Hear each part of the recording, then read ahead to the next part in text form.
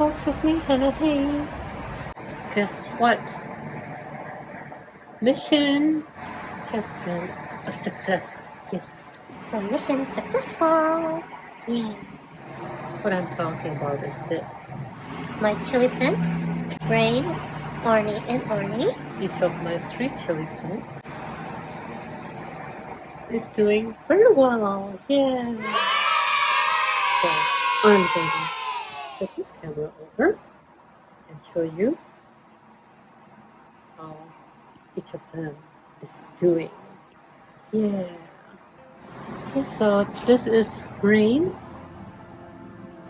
She's doing very well. She's got a new batch fruiting right now.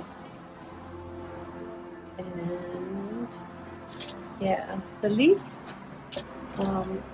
they're looking a little bit longer, than before. Wow, Rain.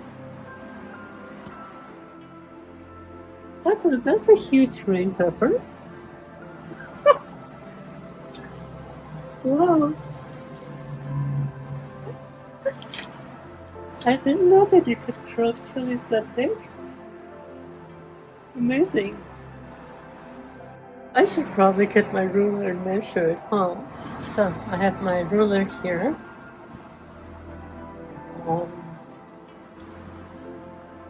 Let's see.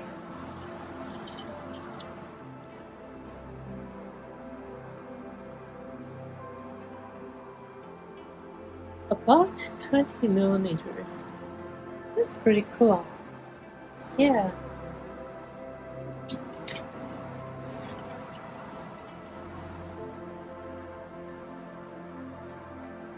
Yep, about 20 millimeters. Oh, not this one. This one's about 15 millimeters. Yeah. Wow, that's pretty amazing. Yeah. Okay, so Rain's doing very well. I'm going to show you Orni and Orni.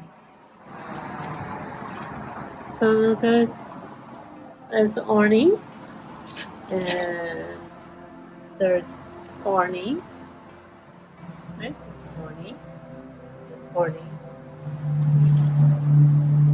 So of course, ornamental peppers are generally larger than rain peppers.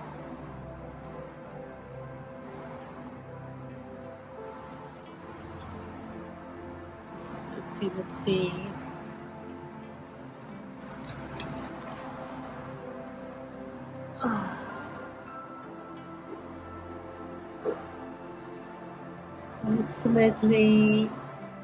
Approximately 20 millimeters long as well. But the width's like almost 20 millimeters. That's pretty cool. It's huge. Okay, how about Orni? Oh, the other Orni.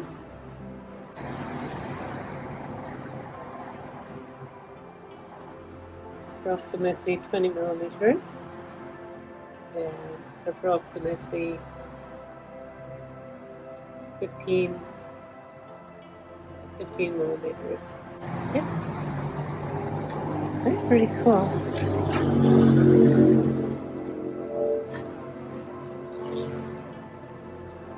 And the shapes are like assorted. This current batch. Yeah. Each of the 2 Ornis. Okay. So cool. Yeah. Pretty cool, huh?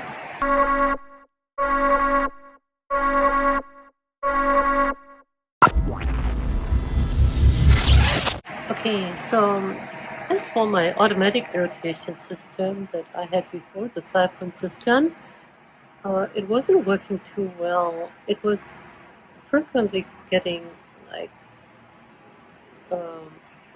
blocked not because of the water. The water was pure. I was using like 0 TDS water because rain's really sensitive to chlorine, and so is Orni, and so is Orni. So yeah, they seem to prefer the 0 TDS, chlorine free. So I was using that. So that wasn't an issue. The issue that was causing the blockage was the I'm guessing it's the polypropylene, the nature of the polypropylene tubing that I was using. It's fine in terms of like being like mold resistant and stuff, but temperature wise um, it wasn't the best. It was reacting to like ambient temperature. So here where my little studio is, um, in the winter the temperatures were dropping to hmm, like 5 degrees centigrade, and then um, during like sunny days the temperatures were reaching like approximately 32 degrees centigrade. So polypropylene, it would get really, really hard during the nighttime, and it would get really, really soft during the daytime. And afterwards, it would just restrict the flow. The flow that I had adjusted was like a drop every 10 seconds. So it wasn't like a lot of volume. So short story is the the setup wasn't meeting the needs. So yeah, but now I have saved some money since I'm back in the workforce. I can build a simple like motorized system. Yes, I could probably build a fancy, transistor logic system because engineering, but I don't want to go that complicated right now because building circuit boards, yeah, I can do it, but then cost-wise, I don't want to spend that much money right now. I am planning to get an oscilloscope, digital oscilloscope, but then that's probably a little bit further down, maybe later this year or sometime next year, because that can be a little bit expensive. I could use it for my hobbies and stuff, like the irrigation system, for example. I could use that to properly design and assemble a nice little irrigation control system. Yep, but for now, I'm thinking really, really simple. So for each of the the pots, I'm thinking of using hmm, maybe a plastic ball that could float in water inside a glass tube with like a maybe like stainless steel mesh on the bottom, so the little plastic ball doesn't drop away, and a proximity sensor on the other end. So maybe like 5 volts, TTL proximity sensor, prox switch, and I could then connect that to a relay, and the relay then could drive a pump. Yeah, a pump, a water pump. Yep, a clean, you know, simple water pump. Kind of like the pump that's inside this little unit. Remember this little spraying thing? Yeah. Yeah. So I could probably use a pump like similar to something that's in there. Yep. And that might work, yeah. If the prop switch is reading the floater, that means there's motion. And if the prop switch is not reading the floater, that means the little floating plastic has dropped lower than where the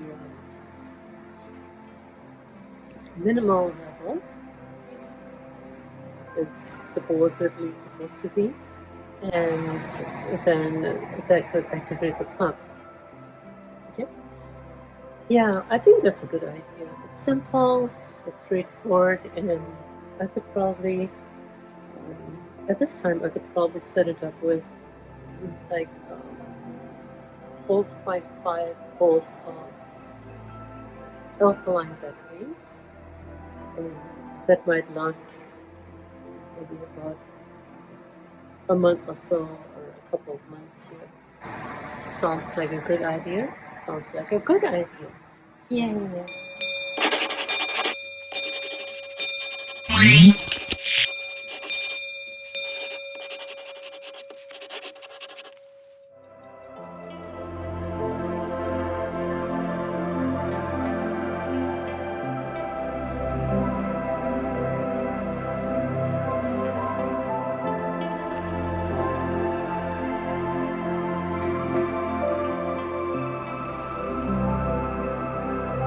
Laters.